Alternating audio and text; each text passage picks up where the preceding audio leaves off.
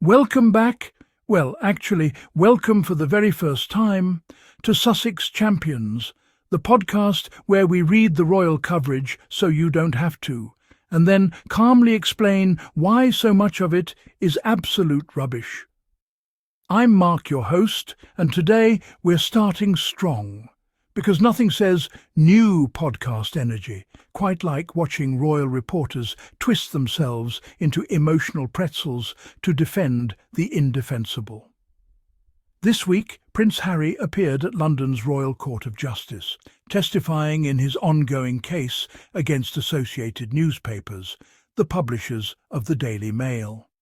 And instead of letting the legal arguments speak for themselves, a very predictable media chorus sprang into action.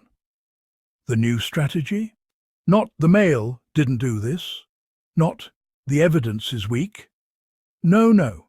The argument is now, Prince Harry is a liar who doesn't understand his own life. And frankly, that's where things get unhinged. So today we're unpacking how royalist columnists, particularly Roya Nikkhah and Camilla Tominey, are desperately trying to rewrite history in real time, why their arguments collapse under even minimal scrutiny, and why Harry's real crime isn't suing the tabloids. It's refusing to let them own his story. Let's get into it. Here's the first thing to notice. If A&L, the Mail's parent company, had a solid defence, we wouldn't be reading opinion columns masquerading as courtroom analysis.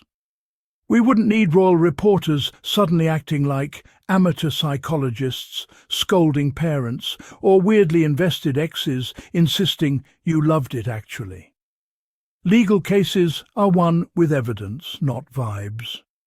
And yet, instead of focusing on the substance of Harry's testimony, we're being told over and over that he's confused, emotional, nostalgic, revisionist, or simply too stupid to understand what happened to him. That alone tells you something is going wrong. Roya Nikhah's argument hinges on a familiar deflection. This is where the intellectual dishonesty really shines. Yes, Charles sued, yes, William and Kate sued, but notice the pattern. Those lawsuits happened selectively, were institutionally approved, protected specific images or documents, and crucially never challenged the system as a whole. Harry wasn't arguing that no one ever sued. He was arguing that he was conditioned not to challenge the press machine that fed the monarchy, especially when the abuse was ongoing, normalised and directed at people around him. That's not a contradiction. That's called context.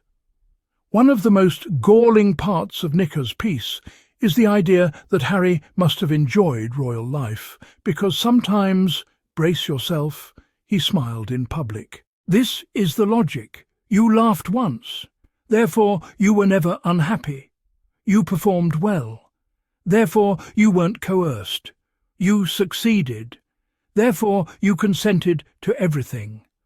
By that standard, no one in history has ever suffered in a public-facing role.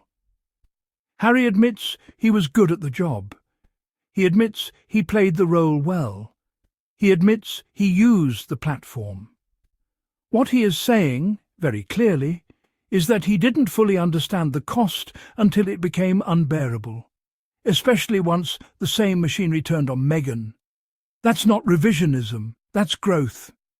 Here's the part royal commentators refuse to say out loud.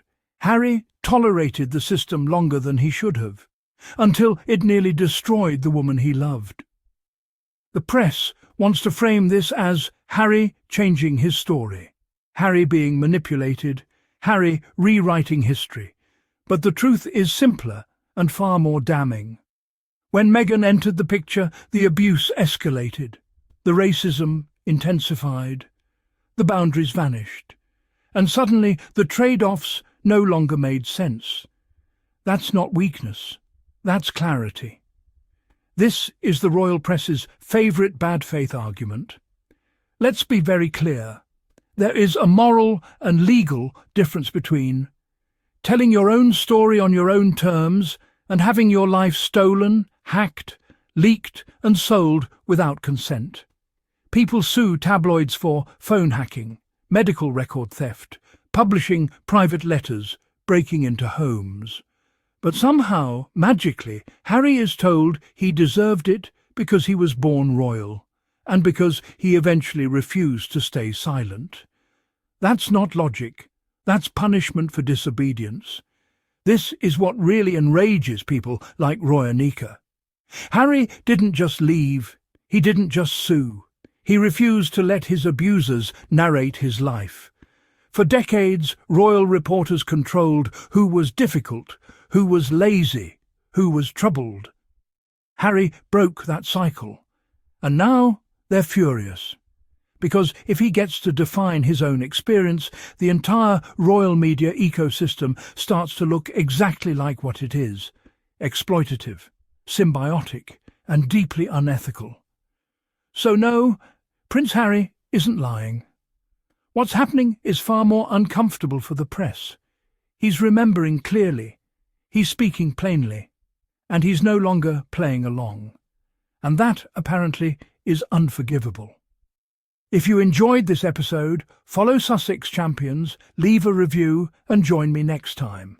Because if the royal press keeps spiralling like this, we're going to be very busy.